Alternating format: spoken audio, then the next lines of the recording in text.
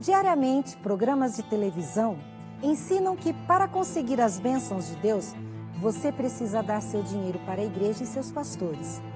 Outros pregam que para se salvar é unicamente preciso guardar a lei dos 10 mandamentos. Outros ainda acreditam que só existe salvação através da caridade e boas obras. Existe ainda quem acredita que precisa de cerimônias de purificação da alma. Afinal, o que é preciso fazer para ganhar a salvação e a vida eterna? O que Deus espera de você e de mim?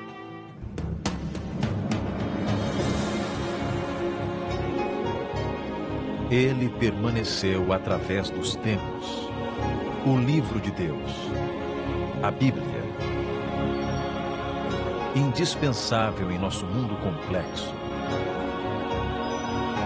Está escrito, transmitindo esperança ao redor do mundo. Apresentado por Fernando Iglesias.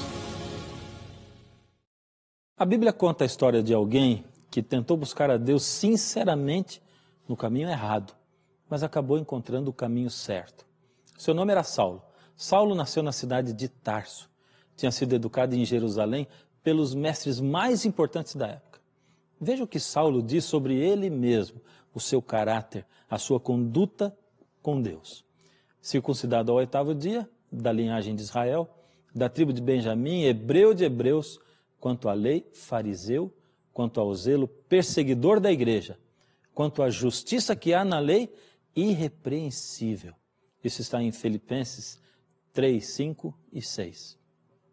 Você viu só? Saulo era assim, um religioso a toda prova, mas religioso segundo a sua própria visão. Ele pensava que se guardasse a lei de Deus, ganharia a salvação. Saulo, na verdade, era um legalista. É assim que é chamado todo aquele que coloca a lei como meio de conseguir a sua salvação. Os legalistas, em geral, se tornam fanáticos. E as religiões estão cheias de fanáticos. São pessoas que levam uma vida amargurada, sem sabor, sem alegria, e que, por terem uma vida vazia, acabam gastando a maior parte do seu tempo reparando e olhando a vida dos outros. Saulo era um fanático, capaz de perseguir cristãos porque diziam que a salvação era apenas pelos méritos de Cristo, de graça. Saulo era como muitos que não conhecem a graça de Deus.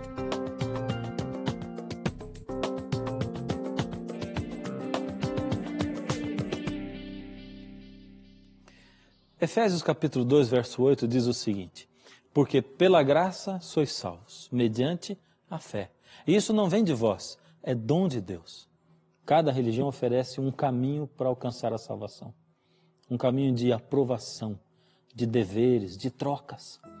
O budismo aponta para um caminho de 8 passos. O hinduísmo, por exemplo, ensina a doutrina do karma. O judaísmo de Saulo prega a aliança judaica. Os muçulmanos pregam o seu código de lei. Cada religião oferece um caminho diferente, ao qual o homem tenta alcançar a aprovação de Deus, oferecendo sempre alguma coisa em troca. Só o cristianismo oferece a salvação de graça. A salvação de graça parece mesmo uma loucura. Ninguém dá nada de graça. A graça é injusta aos olhos humanos, porque, segundo a nossa justiça, Deus deveria dar uma recompensa que merecemos, e o que nós merecemos é a morte, porque o salário do pecado é a morte.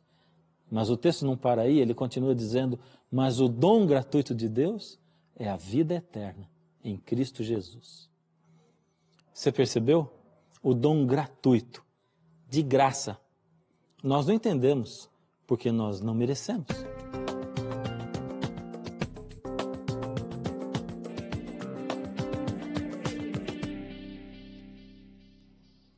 A graça é isso mesmo, alguma coisa que nós não merecemos, dada por Deus sem pedirmos, mas que só será útil se nós usarmos. A melhor definição de graça que eu já vi é essa. Graça significa que não há nada que possamos fazer para Deus nos amar mais e também não há nada que possamos fazer para que Deus possa nos amar menos. Jesus sabia que as pessoas iriam resistir à graça. Por isso falou o tempo todo sobre a graça. Jesus revelava que o mundo todo está banhado pela graça. Ele descrevia um mundo onde o sol brilha sobre maus e bons, onde as aves recolhem sementes de graça, sem arar nem colher, para poder merecê-las, onde flores silvestres explodem sobre as encostas rochosas das montanhas, sem terem sido cultivadas. Da mesma forma que pessoas que visitam um país estrangeiro percebem coisas que os moradores locais não percebem, assim também Jesus viu graça por toda parte, onde as pessoas não viam. Saulo não conseguia entender como Jesus poderia ser o Messias, o Filho de Deus. Para ele, Deus não comeria com pecadores, não perdoaria uma prostituta apanhada em flagrante adultério, não convidaria nunca um fraco pescador iletrado para ser o seu discípulo. Mas Saulo, que tinha como Bíblia o Antigo Testamento, esquecia-se de que o mesmo Deus coroou rei um jovem nanico chamado Davi. Deu poderes a um gago chamado Moisés para tirar o seu povo do Egito e escolheu a Jacó, o enganador, para ser o pai do seu povo na terra. Saulo tinha ódio de Jesus Cristo e dos seus seguidores, porque julgava que Jesus era um impostor, julgava que Jesus falava contra a lei que ele tanto defendia. Por isso Saulo perseguia os seguidores de Jesus. Talvez aí pelo meu jeito de falar você esteja agora pensando que Saulo era um homem mau, coração maldoso, impiedoso. Mas o mais incrível é que Saulo era cheio de boas intenções. Você percebeu o conflito? Saulo era um homem sincero, queria seguir o caminho certo, pedia a Deus o caminho certo, mas acreditava na coisa errada. Ele era fiel à sua religião e não a Deus. Saulo era muito sincero, mas ele estava sinceramente errado. Isso acontece com muitas pessoas. Pessoas que se esforçam, comprometidos com a sua crença, mas estão num caminho tão errado que são capazes de fazer coisas terríveis em nome de Deus. Saulo pensava que perseguir cristãos, maltratá-los, era a vontade de Deus para a vida dele. Pensava que os cristãos eram uma ameaça para a palavra de Deus. Saulo achava que, para se salvar, ele deveria guardar a lei de Moisés e obedecer à tradição dos líderes religiosos. Só que a tradição aumentava as leis, multiplicava as regras, tornavam a religião e a vida tristes. Saulo aprendeu na religião dele que para agradar a Deus e para receber dele a salvação e as bênçãos para a vida, a gente tem que fazer trocas com Deus. Trocas como dar o dízimo e receber bênçãos, fazer promessas e receber bênçãos, guardar mandamentos e ir para o céu, guardar a lei e esforçar-se para agradar a Deus. Saulo conhecia a lei de Deus, mas ele não conhecia o Deus da lei, o autor da lei. Ele não o via como um pai. Para Saulo, Deus era um juiz, apenas isso. Havia aprendido a ver a Deus como um tirano, pronto para punir os desobedientes. Saulo tinha aprendido desde pequeno que para se salvar teria que obedecer às regras e ser fiel aos mestres. Saulo era muito fiel aos mestres. Por isso, foi até os líderes e pediu: pois me deem aí logo uma carta com permissão para eu perseguir cristãos em Damasco, e eu irei para lá o quanto antes. Muitos cristãos tinham fugido para a cidade de Damasco, e ali eles começaram a pregar a fé, e o cristianismo ganhou novos membros.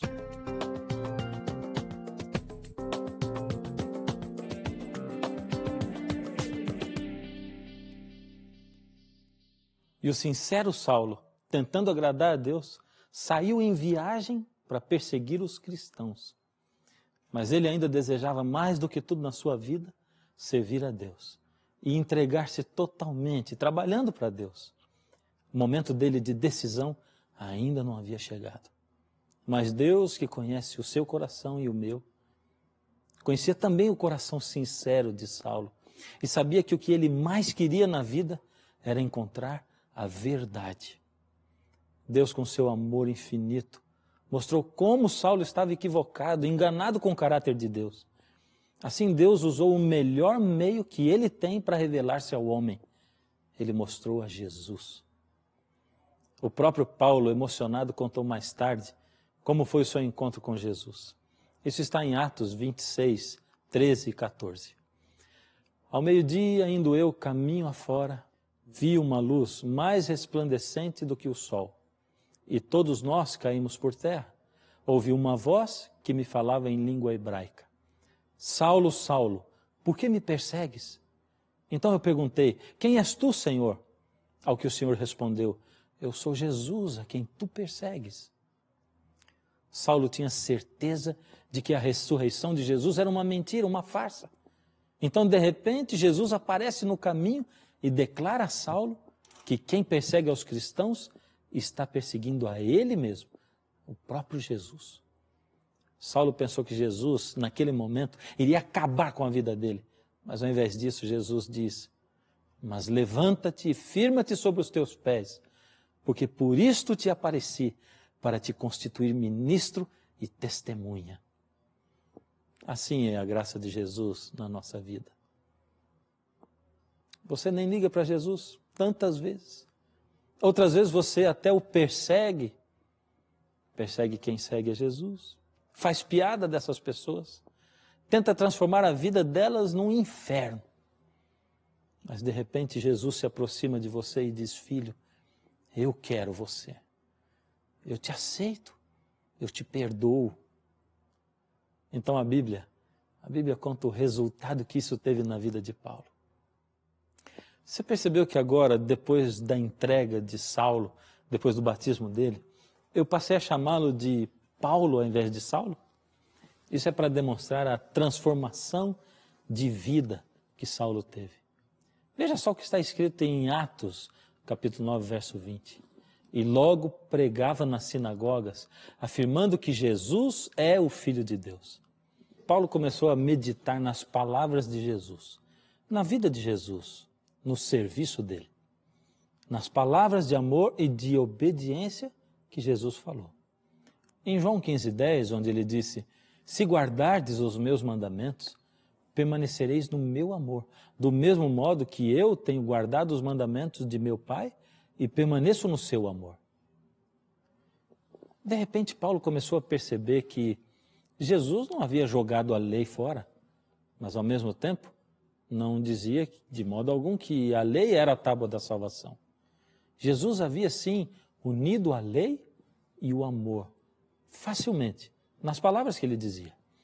Lá no Sermão do Monte, por exemplo, Jesus havia dito, está escrito em Mateus 5,17, não penseis que vim abolir a lei ou os profetas. Não vim para abolir, vim para cumprir. Se Jesus não veio abolir, para que serve a lei então? Pensou Paulo.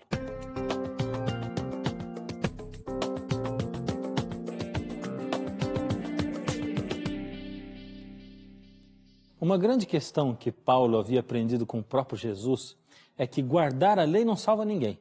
Mas se você não guarda a lei, está demonstrando que o seu amor por Jesus é só superficial. Uma coisa é eu fazer a vontade de Jesus para tentar o agradar e me salvar. Outra é fazer a vontade dele porque eu fui salvo por ele e o amo. Então é isso que Paulo começa a explicar nas suas cartas, como por exemplo em Romanos 3,31, onde ele diz o seguinte: anulamos, pois, a lei pela fé? Não, de maneira nenhuma. Antes confirmamos a lei. Que tal a gente então repetir a pergunta que fizemos agora há pouco? Se sou salvo pela graça, para que então serve a lei? E Paulo mesmo novamente responde.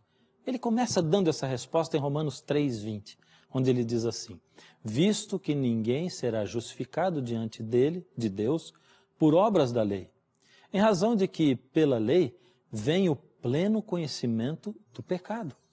Eu vou usar um exemplo bastante comum. Imagine um carvão e ele vai simbolizar o pecado. Quando você se envolve com o pecado, acaba se sujando. Você nunca vai descobrir que se sujou se não tiver um espelho. Então, você arruma um espelho e olhando no espelho ele vai mostrar que você está sujo. Sujo com o pecado. Foi tão longe de Deus que voltou a viver segundo a carne. O espelho é a lei de Deus. Algumas pessoas, depois de verem o rosto sujo ou se verem sujos pelo pecado, tentam desesperadamente usar o espelho da lei para se limpar. Esses são os que tentam ganhar a salvação cumprindo os requisitos da lei. São os legalistas, como foi Saulo. Eles tentam fazer boas obras e apresentá-las a Deus. Tentam usar a lei para se limpar do pecado, para se salvarem. E isso é o mesmo que tentar se limpar com o espelho. Como então você vai poder se limpar, se livrar da culpa do pecado, se a lei não pode limpar você? A resposta, de novo, é a graça. Quando o espelho da lei não é suficiente para salvar você, para limpar o pecado, Jesus, a água viva, a água da graça, é quem te salva. Porque pela graça sois salvos, mediante a fé. E isso não vem de vós, é dom de Deus. Efésios 2:8. Mas não vamos nos esquecer de que ainda precisamos do espelho da lei para nos mostrar onde está o nosso pecado. Porque eu não teria conhecido o pecado senão por intermédio da lei, é o que diz Romanos 7:7. Você que está sempre aqui com a gente, eu sei que aprendeu a confiar no programa Está Escrito como um programa sério que tem como prioridade a Bíblia. Então você que está sempre conosco, olhe para tudo isso que Paulo descobriu e descreveu e pense seriamente. Será que Deus, com seu caráter imutável, iria abolir a sua lei? Vale a pena então a gente lembrar o que a lei ordena. A lei de Deus está na íntegra em Êxodo capítulo 20, na Bíblia. Primeiro mandamento, não terás outros deuses diante de mim. Segundo mandamento, não farás para ti imagem de escultura. Terceiro mandamento, não tomarás o nome do Senhor teu Deus em vão. Quinto mandamento, honra a teu pai e a tua mãe. Sexto mandamento, não matarás. Sétimo mandamento, não adulterarás. Oitavo mandamento, não furtarás. Nono mandamento, não dirás falso testemunho. E 10º mandamento, não cobiçarás. Pense bem, se Deus tivesse abolido a sua lei, Ele teria permitido a todos que fizessem todas essas coisas. Queridos, a lei de Deus, na verdade, é a essência do caráter de Deus. Salmo 19:7 diz, a lei do Senhor é perfeita e restaura a alma. Essa lei já existia até antes da criação do mundo. Deus não muda. A sua lei nunca poderia mudar. E se você tem dúvida disso, Ele mesmo é quem declara isso em sua palavra, em Malaquias capítulo 3, verso 6, onde Ele diz, eu, o Senhor, não mudo. Nós nunca devemos ser legalistas. Guardar a lei para contar pontos com Deus, para salvação, de nada adianta. Nada temos de boas ações para oferecer a Deus. A salvação é de graça. A graça e só a graça. Mas depois de recebermos a graça, somos transformados, ficamos parecidos com o Senhor Jesus através da comunhão, da leitura da Bíblia, da oração a Ele. Os nossos atos começam a ficar diferentes, começam a ficar parecidos com os atos do Senhor Jesus.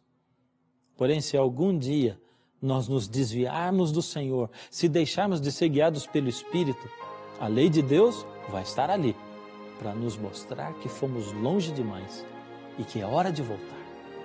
Oh, quanto amo a tua lei, ela é o meu prazer, Senhor.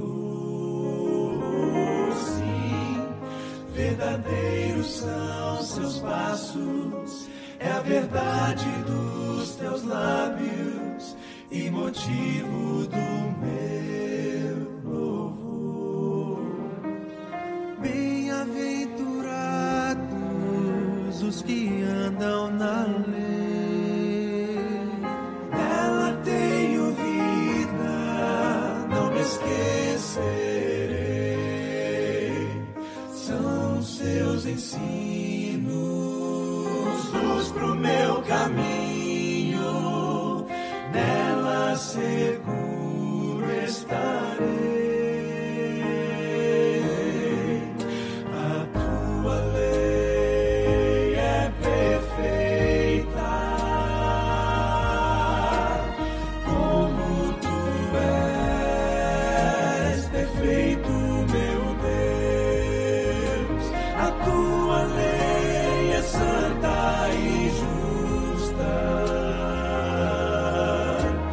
santo e justo tu és. É a mais bela expressão do teu coração, é teu próprio caráter, Senhor, Senhor. Reflete a grandeza e a tua beleza, revela por mim teu amor.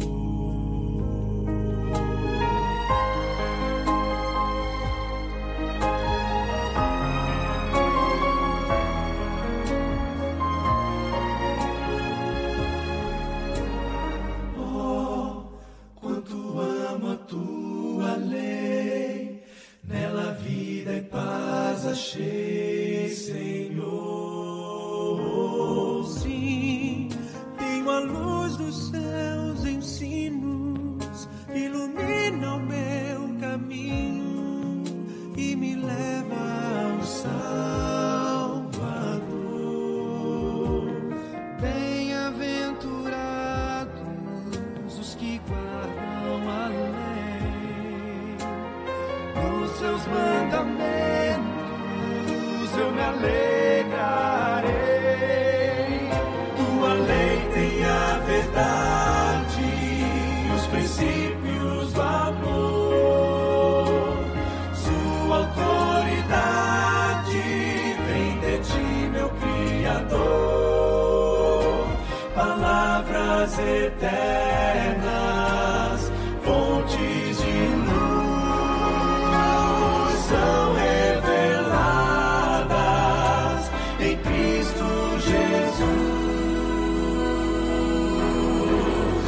A tua lei é perfeita, como tu és perfeito, meu Deus. A tua lei é santa e justa, por santo e justo tu és. É a mais bela expressão do teu coração, é teu próprio caráter, Senhor, Senhor. Reflete a grandeza e a tua beleza, revela por mim teu amor.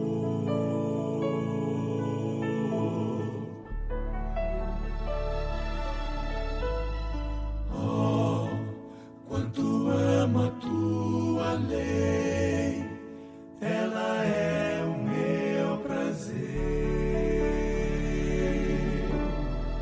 Senhor.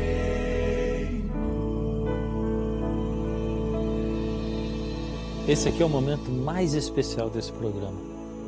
É o momento, a hora de você tomar uma decisão na sua vida. Uma decisão ao lado de Deus. Para fazer essa decisão, tem que ter coragem, tem que ter fé. Que decisão você poderia fazer? Ah, Senhor, eu prometo que de agora em diante eu vou guardar a sua lei. Essa é a decisão errada. A decisão é, Senhor, eu quero entregar minha vida ao Senhor cada vez mais. E hoje a minha decisão é, coloco minha vida nas tuas mãos, para que o Senhor possa fazer de mim o que o Senhor deseja. Que tal tomar essa decisão agora? Nesse momento, aí na sua casa, aonde você está? Eu gostaria então de ajudar você e orar junto com você, colocando a sua vida nas mãos de Deus. Incline a sua cabeça. Deus amado, coloco nas tuas mãos essa vida que está aí. Ó Senhor, o Senhor que acompanha os passos dessas pessoas, o Senhor que acompanha o seu filhinho, a sua filhinha, desde pequeno, sabe o que vai no fundo da alma dela. Sabe que ela precisa de fé, precisa, Senhor, de tomar uma decisão, mas sabe quantas vezes está vacilante. Agora, Senhor, nesse momento, coloco esta vida nas tuas mãos. Que o Senhor possa lhe dar poder, que o Senhor possa arrancá-la de onde está, que Que o Senhor possa fazê-la sentir-se insatisfeita com a situação na qual se encontra, para que ela possa melhorar cada vez mais. E quando ela estiver nos teus braços, aí, Senhor, a lei não vai mais mostrar nenhum erro, porque ela está com o Senhor. Fazemos isso e colocamos a nossa vida nas tuas mãos e o fazemos em nome de Jesus. Amém. No Está Escrito de hoje, você conheceu mais um princípio divino, a graça. É ela que nos salva do pecado. A lei de Deus nos mostra o quanto precisamos da graça. Você sabia que este assunto da graça será tema de estudo por toda a eternidade? Que tal você se antecipar e começar agora mesmo a estudar a maravilhosa graça de Deus? Faça contato conosco agora mesmo por telefone. Você pode escrever uma carta, se preferir, ou mandar um e-mail. Você vai receber em sua casa, sem nenhuma despesa, a revista Princípios. Vamos, faça contato, estamos esperando por você. Hoje eu quero terminar um pouquinho diferente. Antes de dar o adeus, quero ainda fazer a você 2 perguntas. São perguntas para você responder para você mesmo. Você acha sinceramente que Deus aboliu a sua lei? A resposta está mais do que comprovada e clara, não.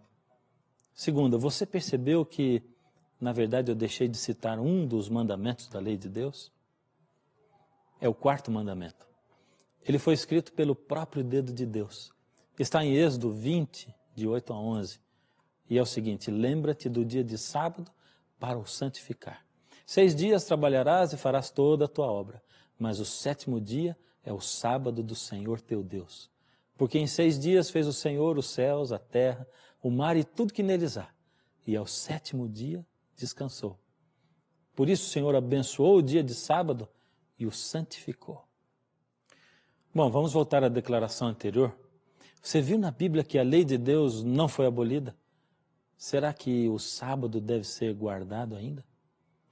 Será que não serve outro dia?